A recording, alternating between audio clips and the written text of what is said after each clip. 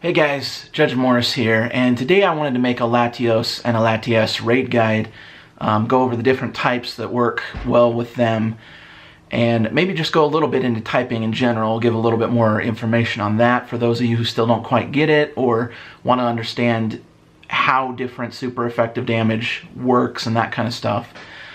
So for Latios and Latias, I'm going to look at an infographic from PokeBattler real quick. Actually, I'm going to put it up on the screen right here while I talk about it. It has a good list of counters that you can use on Latios and Latias. Now, the two of them are dragon and psychic types, which means they're going to have all the weaknesses of a dragon and a psychic type. For both of them, it's going to be the same thing. They have the same typing. Psychic types are going to be weak to ghost, bug, and dark. So those three types. And then dragon types are going to be weak to dragons, fairies, and ice. So that in total gives them a total of 6 different weaknesses. Those 6 that I just listed. And yeah, I have that written out as well. I'll throw that up on the screen. The way you end up getting a double weakness or a weakness canceled out is if let's start with a weakness getting canceled out. Let's say, well, I guess Lugia is a decent example. So Lugia is flying and psychic. Bug is super effective on psychic. However, bug damage is going to be resisted by flying type Pokemon, which means they'll take less damage from bugs. So in the end, bugs will end up neutral on Lugia, instead of having a super effective or not very effective. It can also end up going the opposite way and resulting in a double weakness, which we saw with Rayquaza. Rayquaza is dragon and flying. Both dragon and flying types have a weakness to ice, which means when you use ice type Pokemon on Rayquaza, you're going to end up with him having a double weakness, and you'll deal double super effective damage when you use ice type Pokemon with ice type moves on him. As far as the counters you're going to want to use, and actually let's think of Latios and Latias as basically the same Pokemon. The differences being this: Latios can go higher in CP, if I remember right. Yeah, I'm pretty sure that's right.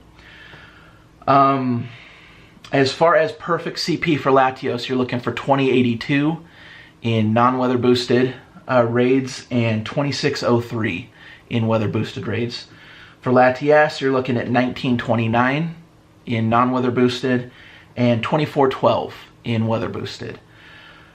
The only other real big difference between the two of them that I can tell or recall is that Latios has 223 attack and 191 defense, whereas Latias has 191 attack and 223 defense. So basically they have their attack and their defense swapped, which means Latios is going to be the better of the two because you can't put legendary Pokemon in gyms.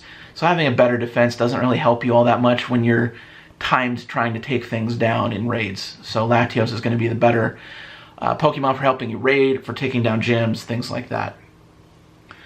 Talking through some of the best Pokemon you should use in trying to deal with them.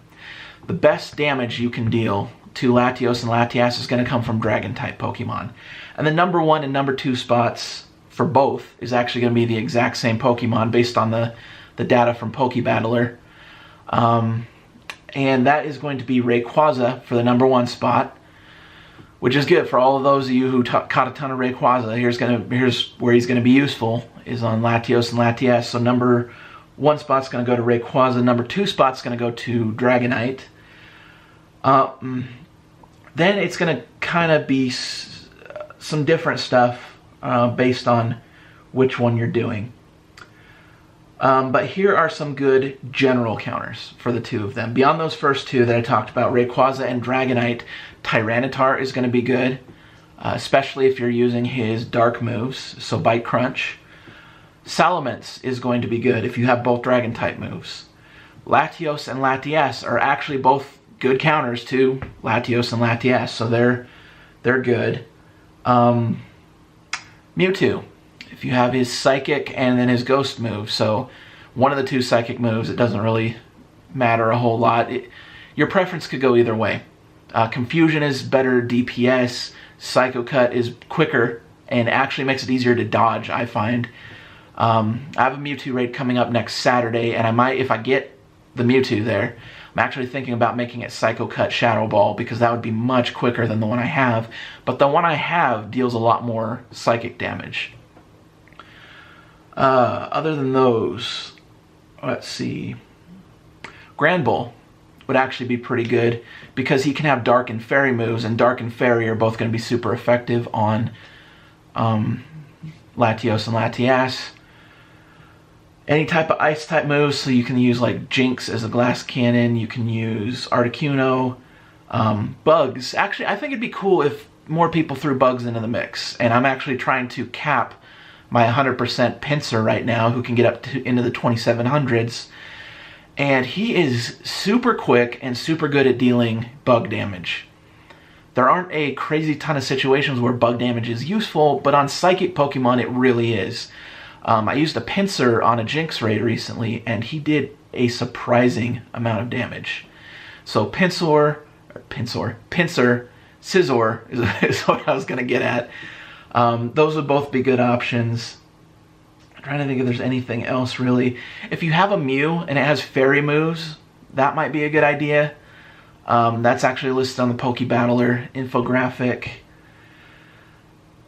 So, and this is a weird combination of moves, but actually Lugia, if you have his Dragon move and his Sky Attack, that would actually work on this Pokemon, because you'd be dealing super effective damage for the Dragon type move.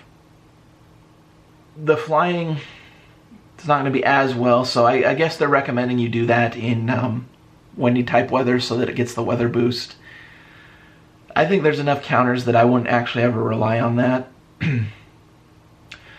But yeah, so there you go. And so one other thing I want to cover in this guide, and it's something I'm not seeing covered, but it is an actual problem for a decent number of people. Latios, at least, and I'm guessing Latias as well, is a pain in the butt to catch.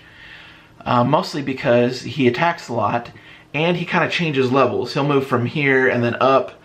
Right now I'm 4 for 6 on Latios, so I'm doing pretty well at catching him.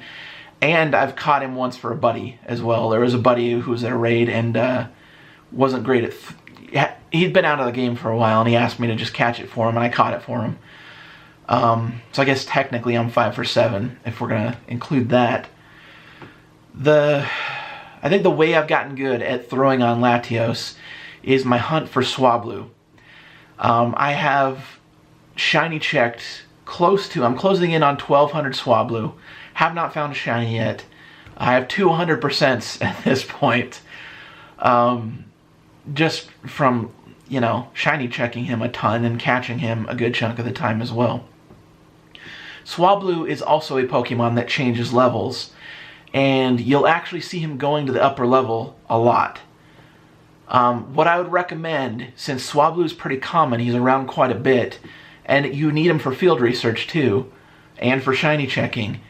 And when you evolve him, he becomes a dragon, so if you're trying to move towards getting your dragon medal, that would be another good use, is every time you see a Swablu, try to catch him. Because he moves to the upper level quite a bit. Actually, if you go into a Swablu and just let him go to the upper level and start throwing up there. And then think of Latios as a further back Swablu, and it makes him a lot easier to land curveball, boosted, type throws like nice, great, and excellent. That's what I've been thinking of him as, is a further back Swablu. And that sounds dumb, but it actually makes him a lot easier to catch, to throw good throws on. So that would be my advice there.